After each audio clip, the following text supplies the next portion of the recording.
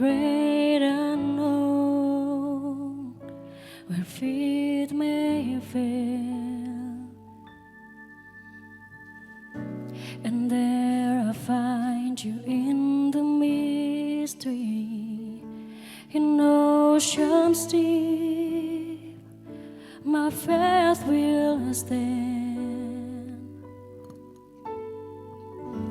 and I will call upon your name, and keep my eyes above the waves. When oceans rise, my soul will rest in your embrace, for I am yours, and you are mine.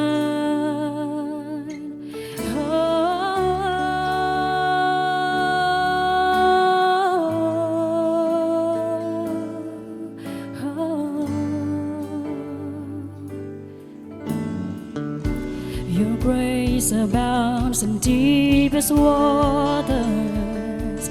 Your sovereign hand will be my guide.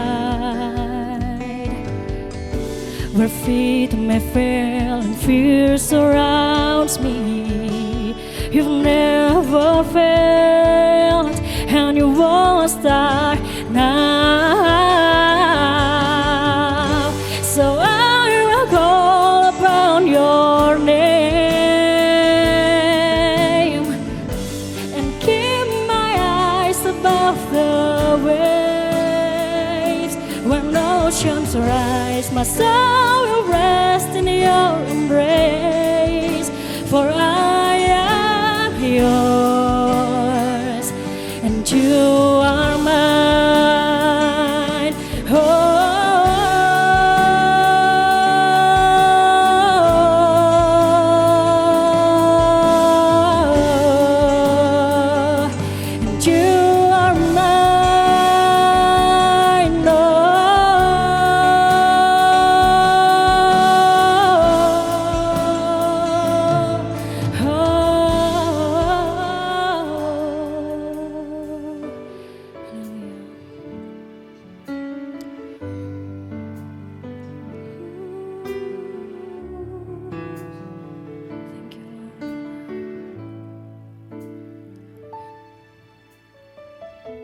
Spirit, lead me where my trust is without borders. When we walk upon the waters, wherever you would call me, take me deeper than my feet could ever wander, and my faith will be made stronger in the presence of my Savior. Spirit, lead me where my trust is without borders.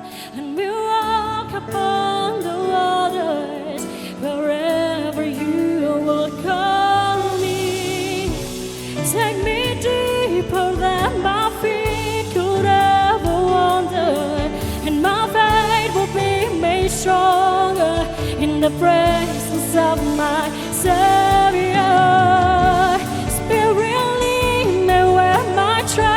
Without borders, when we walk upon the waters, wherever you will call me, take me deeper than my feet could ever wander, and my faith will be made stronger in the presence of my Savior.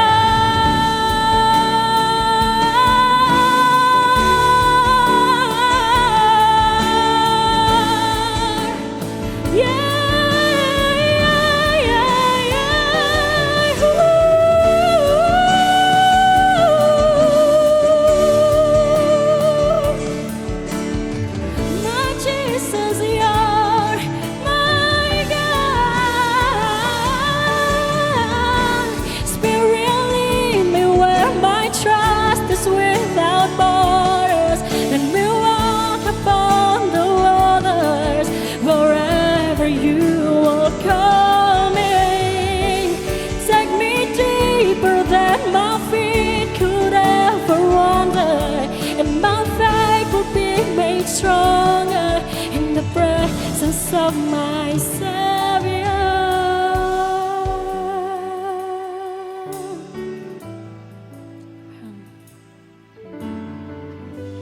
I will call upon your name and keep my eyes above the waves. My soul will rest in your embrace, for I am yours and you are mine.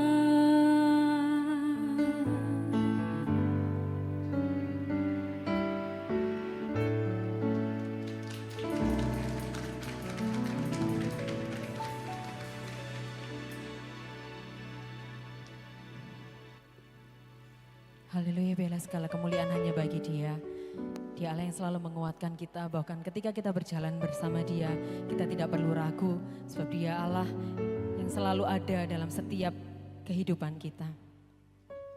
Haleluya Tuhan, kami mau terus dalam hadirat-Mu Bapa.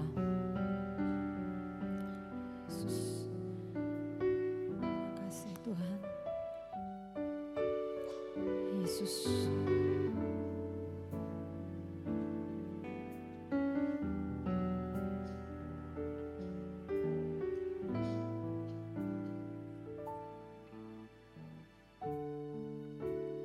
Dekat padamu, itu rinduku.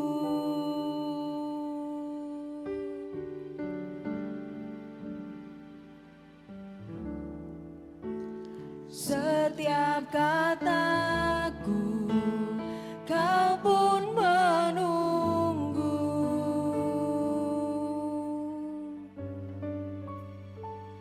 Tak kusangka ku temukan satu kasih yang abadi. Kini ku datang dan ku bawa hidupku.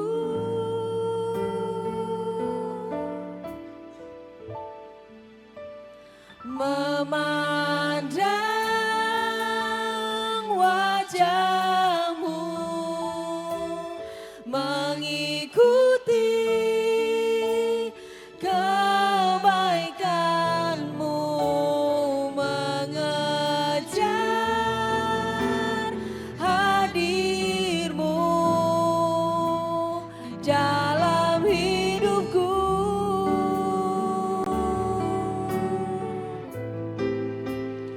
Membawa sembahku, menyatakan kebesaran-Mu, mengejar hadir-Mu dalam hidupku.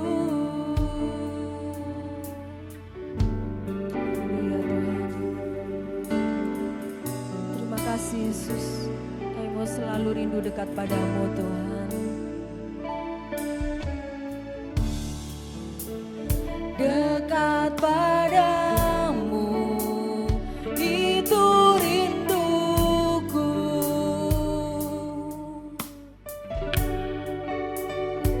Haleluya. Setiap kataku, kau pun menunggu.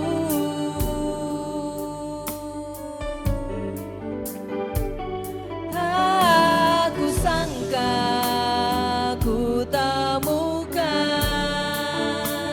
satu kasih yang abadi. Kini ku datang dan ku bawa hidupku. Saya undang sidang jemaat untuk bangkit berdiri. Katakan ku mau mandang Engkau Yesus. terus dalam hadirat-Mu Tuhan. Mengikuti kebaikan-Mu, mengejar hadir-Mu dalam hidupku.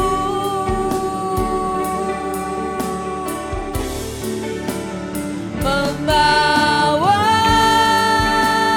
sembahku, menyatakan kebesaran-Mu, mengejar hadir-Mu dalam hidupku.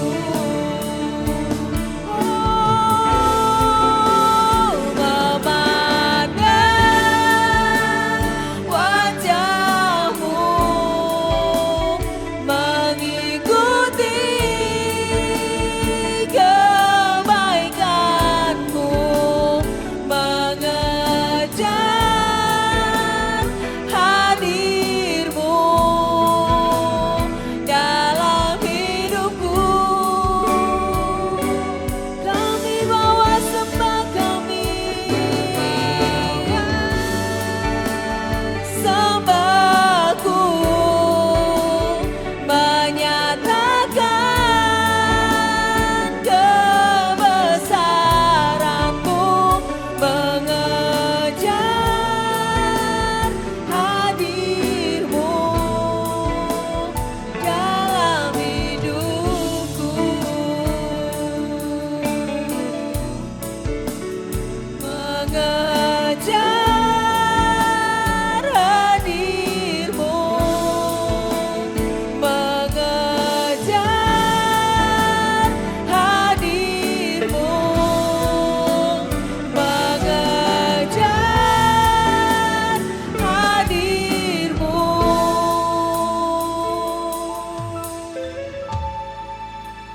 dalam hidupku.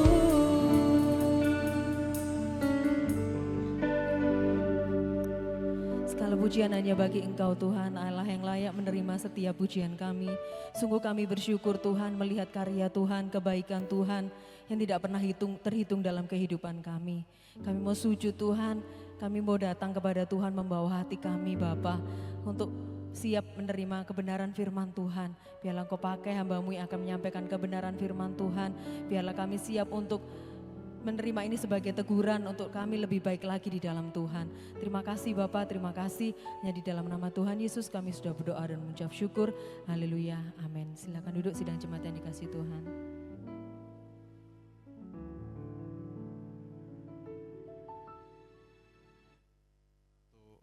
Mengampuni dan mengasihinya.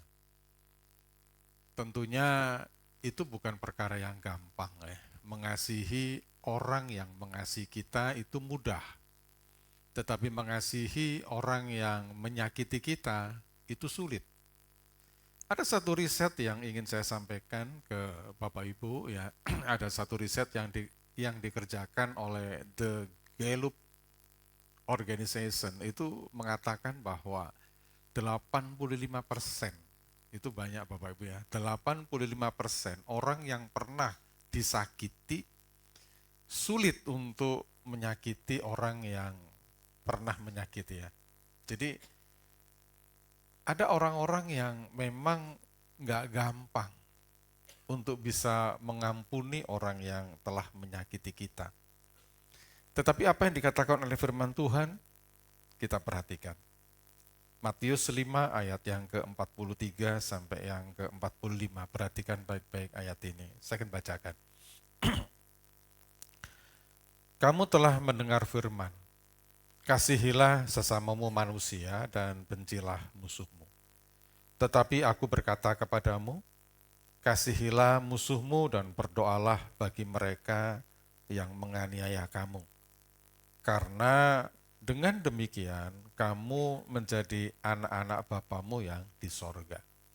Inilah yang saya katakan sebagai kasih yang radikal.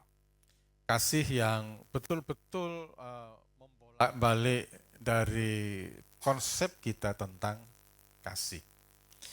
Firman Tuhan memberikan penjelasan kepada kita, Bapak Ibu, bahwa kamu telah mendengar firman, kasihilah sesamamu manusia dan bencilah musuhmu. Tetapi aku berkata kepadamu, kasihilah musuhmu dan berdoalah bagi mereka yang menganiaya engkau. Saudara, teks ini adalah bagian dari khotbah Yesus di bukit, di mana Tuhan di dalam khotbahnya itu selalu memberikan paradoks. Ada yang tertulis, tetapi engkau seharusnya kayak begini. Ada yang tertulis, tetapi engkau harus begini. Itu model khotbah Yesus di dalam Matius 5 ketika dia khotbah di bukit. Nah, perlu yang kita renungkan bersama-sama, Bapak Ibu, perhatikan baik-baik ketika Tuhan mempertentangkan hukum Taurat dan tradisi, dipertentangkan dengan kebenaran yang sejati menurut perspektifnya Tuhan. Ayat yang ke-43, kamu telah mendengar firman, kasihilah sesamamu manusia dan bencilah musuhmu. Mungkin kita berpikir ya Bapak Ibu, apa ada firman yang mengatakan bencilah musuhmu? Kalau Bapak Ibu lihat di perjanjian lama, pasti tidak akan ketemu ayat yang mengatakan bencilah musuhmu. Ternyata teks ini, saudara, berangkat dari tradisi Yahudi pada masa itu. Jadi orang-orang Yahudi pada masa itu, orang Israel pada masa itu memiliki penafsiran yang keliru tentang mengasihi sesama. Mereka berpikir bahwa mengasihi sesama itu adalah mengasihi kelompok mereka. Mengasihi sesama itu artinya mengasihi orang-orang yang dekat dengan mereka. Dan ketika mereka berpikir beranggapan orang yang di luar kelompoknya, di luar bagiannya, di luar pertemanannya, itu bukan sesama. Nah, karena bukan sesama, sah-sah saja kalau kita kemudian membenci orang yang di luar kelompok kita. Itu yang terjadi pada masa Tuhan Yesus. Khususnya orang-orang dari kelompok Qumron. Itu punya pandangan yang seperti itu. Bahwa mengasihi sesama adalah mengasihi kelompok dia. Dan orang yang di luar kelompok dia tidak perlu dikasihi. Bencilah mereka. Nah, ini yang saya ingin sampaikan buat kita semua Bapak Ibu, bahwa kasih yang radikal, yang betul-betul mengubah perspektif kita tentang mengasihi, Tuhan ajarkan kepada kita. Mengasihi orang yang mengasihi kita gampang, tapi firman Tuhan memberikan perintah, kasihilah musuhmu dan berdoalah bagi mereka. Ada beberapa hal yang ingin saya sampaikan Bapak Ibu. Yang pertama, ketika kita bicara tentang berdoalah bagi mereka yang menganiaya engkau, itu membuat kasih itu yang ada di dalam diri kita mampu mengubah persepsi kita terhadap orang-orang yang telah menyakiti kita. Hal pertama yang ingin saya sampaikan Bapak Ibu, ketika Tuhan berkata berdoalah bagi mereka, orang-orang yang menganiaya kita, berdoalah bagi orang yang memusuhi kita. Berdoalah bagi orang yang telah berusaha mencelakai kita. Tuhan ingin mengajarkan kepada kita dengan mendoakan mereka, maka kita bisa mampu mengubah persepsi kita tentang orang yang kita benci. Berdoa merupakan tindakan rohani yang mengubah hati kita. Mengubah dalam hal apa, Bapak Ibu? Mengubah dari orang yang kita anggap musuh, ya, orang yang kita anggap lawan kita, dengan berdoa orang yang kita anggap musuh itu berubah menjadi orang yang sama dengan kita, sesama manusia kita. Itu sebabnya saudara, ketika kita berdoa terhadap orang yang menyakiti kita, doa itu akan mengubah cara pandang kita. Bahwa orang itu yang dulunya adalah musuh, kemudian menjadi sesama kita, menjadi sesama manusia kita. Yang kedua Bapak Ibu, ini dalam pandangan psikologi, dikatakan bahwa doa adalah intervensi untuk merestrukturisasi menata ulang cara kita berpikir. Ketika kita berdoa buat mereka, ya kan, kita bisa berpikir mungkin dia melakukan tindakan yang tidak menyenangkan itu, mungkin ketika dia melakukan tindakan yang memusuhi kita, karena dia mengalami berbagai macam persoalan dalam hidupnya. Mungkin dia sedang sakit hati, dia mungkin sedang mengalami beban berat, sehingga kemudian ketika dia mengalami beban berat dan lain sebagainya, perwujudan dari luka hatinya itu diarahkan kepada kita. Nah, doa itu bisa membuat kita berubah persepsi kita kepada orang tersebut. Bapak Ibu bisa uji di rumah, ya, bisa tes di rumah, atau hari ini juga. Adakah orang yang kita anggap memusuhi kita? Adakah orang yang mencoba untuk nyakitin kita, dan kemudian kita mungkin 3 detik kita tundukkan kepala dan mendoakan orang tersebut. Tuhan, ampuni dia, Tuhan berkati dia. Ketika kita mendoakan mereka, Bapak Ibu, perspektif rohani kita terhadap orang itu akan berubah. Bahwa orang ini yang dulunya musuh, tiba-tiba hati dan pikiran kita dipaksa untuk menilai orang itu dengan cara pandang yang beda. Dia bukan musuh.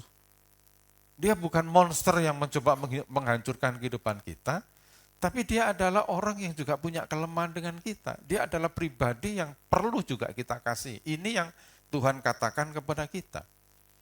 Dan banyak penelitian Bapak Ibu yang mengajarkan kepada kita bahwa ketika kita mendoakan orang yang menyakiti kita, itu kedamaian, ketenangan, hormon kebahagiaan, itu mulai bekerja di dalam kehidupan kita. Nah, inilah yang Yesus ajarkan kepada kita ketika kita memiliki orang yang menjengkelkan kita. Tuhan bilang, berdoalah bagi mereka. Kasihilah mereka. Bisa enggak? Sulit. Sanggup enggak? Berat, Bapak Ibu. Berat untuk mendoakan orang yang menganiaya kita. Yang ada apa? Kita gampang mengumpat mereka. Ya kan? Untuk mencaci maki mereka itu lebih gampang daripada mendoakan mereka. Tetapi inilah yang firman Tuhan katakan ketika Tuhan berkata, berdoalah bagi orang yang menganiaya kamu. Inilah yang dimaksud oleh Tuhan sebagai kasih yang radikal. Kasih yang enggak seperti biasa diajarkan oleh dunia ini. Makanya tadi saya katakan, mengasihi orang yang mencintai kita itu mudah. Mengasihi orang yang dekat dengan kita itu gampang. Tapi mengasihi orang yang berusaha menjelekkan kita, berusaha menjatuhkan kita, berusaha menggagalkan kita, itu enggak segampang apa yang kita katakan. Tapi hari ini Tuhan mengajarkan supaya kita semua belajar. Apakah saya bisa seperti ini? Juga susah Bapak Ibu. Ya kan? Loh, bagaimana mungkin kita bisa mendoakan orang yang mencoba menghancurkan kita? Tetapi firman Tuhan mengajar kepada kita agar hidup kita sejahtera. Orang yang seperti ini, yang mencoba merusak hidup kita, justru kita dituntut untuk mendoakan mereka. Ini yang pertama yang bisa kita pahami, bahwa dengan berdoa buat mereka, tentunya doa yang didasarkan kepada kasih, itu mampu untuk mengubah persepsi kita. Saya tidak tahu Bapak Ibu apakah ada di antara kita yang hari ini datang ke tempat ini dengan kejengkelan, dengan kemangkelan kepada seseorang, dengan kebencian kepada seseorang. Tapi dengar firman Tuhan. Ini bukan kata saya, kata firman Tuhan. Kalau ada orang yang menganiaya engkau, kalau ada orang yang membuat engkau menderita, kalau ada orang yang membuat engkau susah, doakan mereka. Lipat tanganmu, tutup matamu dan doakan mereka. Itu akan mengubah suasana hati kita menjadi lebih sejahtera. Yang pertama. Yang kedua Bapak Ibu. Yang kedua kita bisa belajar bahwa ketika kita memiliki kasih, kasih itu akan melepaskan segala beban kita. Ayatnya mana? ayatnya 44 bagian A berkata begini. Tetapi aku berkata kepadamu, kasihilah musuhmu. Perhatikan baik-baik Bapak Ibu. Kata kasih di sini dalam bahasa aslinya itu agapau. Agapau itu adalah kasih yang tanpa pamrih. Yang seringkali diterjemahkan sebagai kasih yang walaupun. Walaupun kamu menjengkelkan, walaupun kamu menyakitkan, walaupun kamu jauh dari saya, walaupun engkau enggak menguntungkan, tetapi aku tetap mengasihi engkau. Itu kasih yang agapau.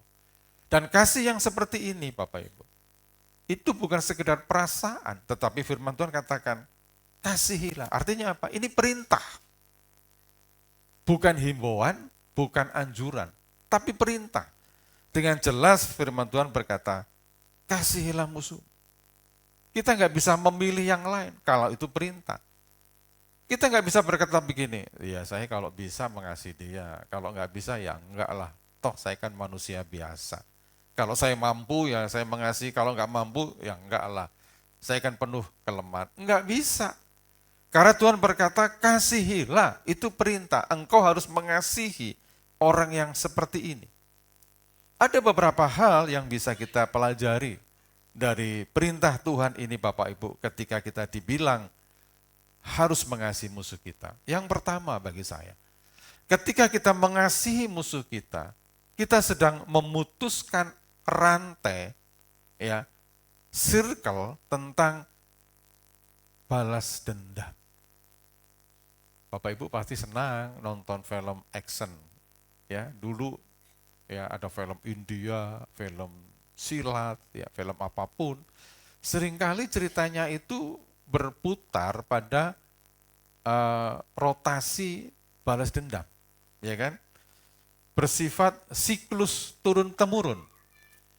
Ketika ada pemeran utamanya ini dianiaya, dibikin sulit, dibikin susah, biasanya film-film silat itu ya, dibikin pokoknya macam-macam. Beberapa saat kemudian si pemeran utama yang kemarin dikenakan berbagai macam persoalan itu kemudian berlatih dengan keras, ya, melatih ilmu bela dirinya sampai pada titik dia sakti, kemudian dicari musuhnya itu. Setelah dicari, ketemu, mereka duel, perang. Kemudian musuh besarnya itu mati. Itu siklus, ya kan? Disakitin, mempersiapkan diri untuk membalas, balas dendam, menghancurkan musuh besar. Terus siklusnya seperti ini. Beberapa waktu yang lalu saya melihat di media sosial ada aturan dari pemerintah Cina yang agak-agak lucu ya, model kayak Orde Baru dulu, yaitu melarang drama Cina yang prianya itu sebetulnya adalah CEO tapi kemudian menyamar menjadi office boy. Ketika menjadi office boy mendapat perlakuan yang tidak senonoh, mendapat perlakuan yang menjengkelkan, disiksa dan sebagainya. Pada puncak ceritanya kemudian si office boy itu menunjukkan identitas dirinya adalah seorang CEO, direktur sebuah perusahaan. Apakah berhenti sampai di sini? Tidak. Ketika dia setelah menunjukkan identitasnya menjadi CEO, dia mulai membalas orang-orang yang nyakitin tadi. Nah ini yang saya gambarkan adalah siklus Bapak Ibu. Terus menerus yang terjadi. Disakitin, balas dendam, ini yang disakitin, balas dendam, dan terus seperti itu. Nah ketika Tuhan berkata, kasihilah musuhmu, Tuhan sedang memutus siklus kekerasan. Orang yang memusuhi kita, orang yang menjadi musuh kita, orang yang menyakiti kita, Tuhan katakan stop. Jangan membalas itu. Stop. Apa yang harus engkau lakukan? Engkau harus mengasihi musuhmu. Itu sebabnya kasih itu melepaskan beban kita, Bapak Ibu. Kalau saya berikan ilustrasi, orang yang sedang memiliki dendam, itu seumpama orang yang sedang berlari dengan membawa rangsel di punggungnya, yang isinya mungkin besi atau batu yang berat. Jadi gerak kemanapun dia akan mengalami kecapean. Gerak kemanapun dia tidak mengalami kebebasan. Kenapa? Karena di punggungnya ini ada batu yang berat. Nah Tuhan katakan begini, kenapa kamu bawa batu yang berat itu? Kenapa kamu bawa besi yang berat itu? Lepaskan itu. Dan seringkali kita menjawab, nggak mungkin saya melepaskan Tuhan. Saya sakit hati sama orang ini. Teringat terus betapa perlakuan dia kepada saya yang begitu menjengkelkan saya. Dia berusaha menghancurkan saya, dia menyakiti saya, dia nggak menghormati saya. Bagaimana mungkin saya bisa bisa melepaskan dia dan memberi pengampunan kepada dia? Tuhan tetap ngotot. Kalau engkau ingin bebas, lepaskan beban itu, taruh rangsel itu. Caranya gimana? Sederhana kata Tuhan. Kasihilah musuh. Ketika kita mengasihi musuh kita, circle kekerasan itu akan selesai. Yang kedua, Bapak Ibu, ya kan? Kita seringkali berpikir begini. Mengampuni orang yang bersalah kepada kita, mengampuni musuh kita, seringkali kita berpikir itu adalah sebuah kelemahan.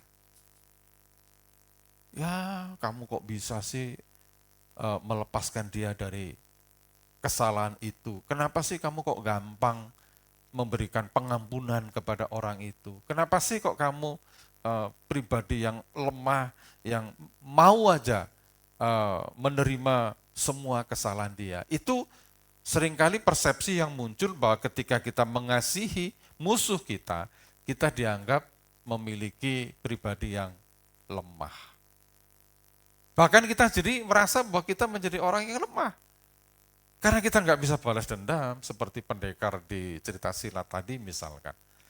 Karena kita nggak bisa ganti menyakiti orang yang telah menyakiti kita merasa lemah.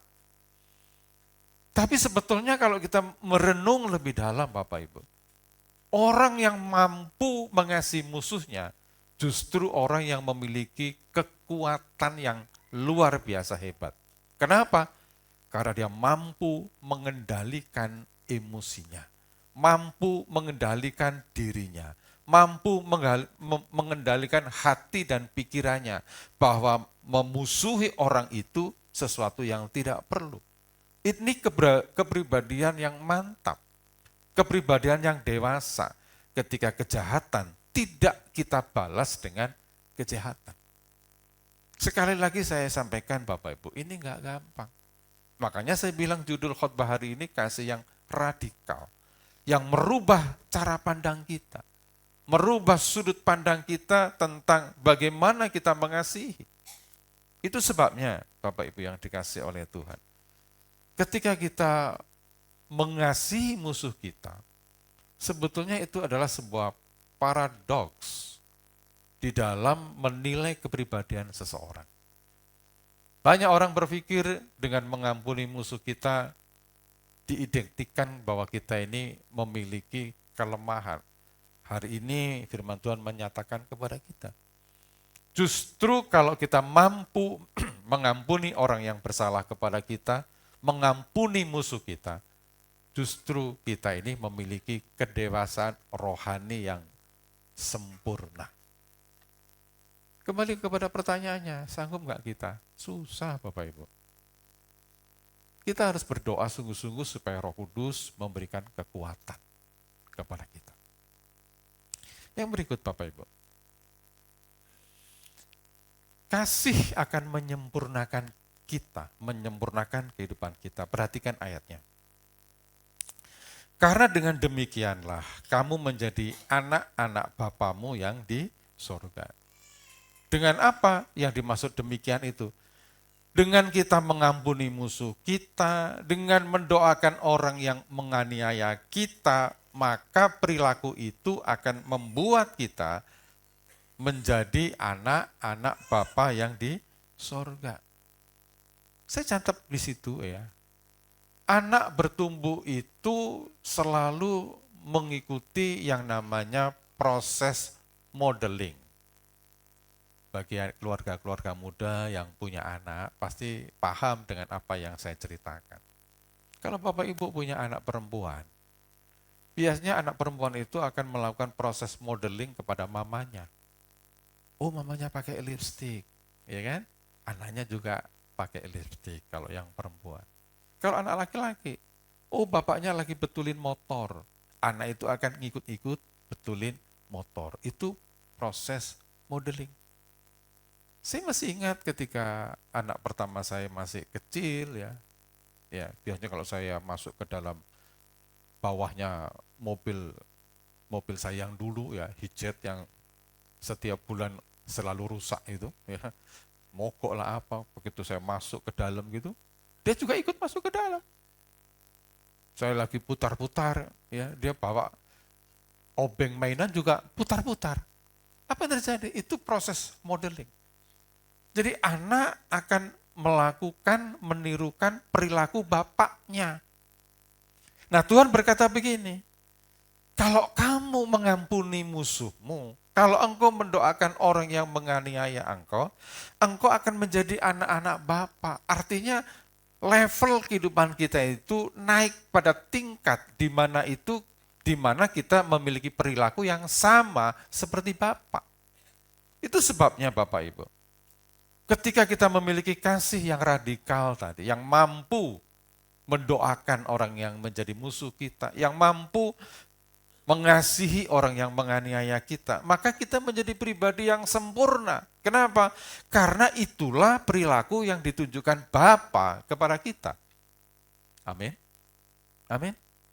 Apa yang dikatakan Yesus Bapak Ibu ketika dia di atas kayu salib? Itu kalimat yang gak bisa dipahami dunia. Ketika dia mati di atas kayu salib, ya kan? Tangannya dipaku, lambungnya ditikam, dia dicambuk, dia difitnah, dia diludahi dan sebagainya. Tapi dari puncak penderitaan Yesus berkata begini, Bapa, ampunilah mereka, karena mereka tidak tahu apa yang mereka lakukan. Saudara, perintah ini jelas kepada kita. Ketika kita memasuki bulan Februari mengenai kasih tidak sekedar bagi-bagi coklat Bapak Ibu. Walaupun kita juga berharap kalau ada yang kasih coklat, kan begitu. Kasih tidak sekedar warna pink, ya, kemudian ada gambar hati dan mendapatkan coklat plus stroberi. Tidak sekedar bicara mengenai itu. Tapi kasih yang paling dalam, kasih yang radikal ketika kita bicara tentang kasih. Mampu enggak ya kita mengasihi orang yang menganiaya kita? Mampu enggak ya kita mengasihi orang yang menjadi musuh kita? Dan itulah yang firman Tuhan perintahkan kepada kita pada pagi hari ini. Dan ketika kita melakukan itu, mengasihi orang yang memusuhi kita, mendoakan orang yang menganiaya kita, Tuhan berkata begini dengan sangat luar biasa indahnya. Karena dengan melakukan itu, dengan demikian kamu menjadi anak-anak Bapamu yang di sorga. Kenapa? Karena kita meniru perilaku Bapak kita. Jadi proses modeling itu menjadi bagian dalam kehidupan kita. Seringkali saya katakan, ya kan, di dalam psikologi perkembangan, anak yang mulai bertumbuh itu selalu melakukan proses identifikasi. Kalau bapak saya bisa begini, saya juga belajar seperti ini. Perhatikan baik-baik. Kalau bapaknya hobinya mancing misalkan, anaknya pasti suka dengan hobi itu. Itu proses identifikasi. Kalau bapaknya suka betulin elektro gitu, anaknya pasti ikut. Itu proses identifikasi. Kalau dalam bahasa sehari-hari disebut proses modeling. Nah, kita ini harus melakukan proses identifikasi kepada karakter Bapak. Kalau Bapak bisa mengasihi musuh-musuhnya, kita pun juga harus mengasihi musuh-musuh kita. Amin? Amin Bapak Ibu? Berat memang, tapi coba kita belajar. Bahwa kasih tidak sekedar sesuatu yang menyenangkan hati kita, tapi kasih kadang-kadang menuntut kita untuk mengabaikan hak kita, mengabaikan kenyamanan kita, mengabaikan sukacita kita demi perintah Tuhan untuk mengasihi sesama kita. Dan ketika kita mampu mengasihi musuh kita, mengasihi orang yang menganiaya kita, Tuhan berkata begini, engkaulah anak-anakku yang baik. Kiranya Tuhan memberkati.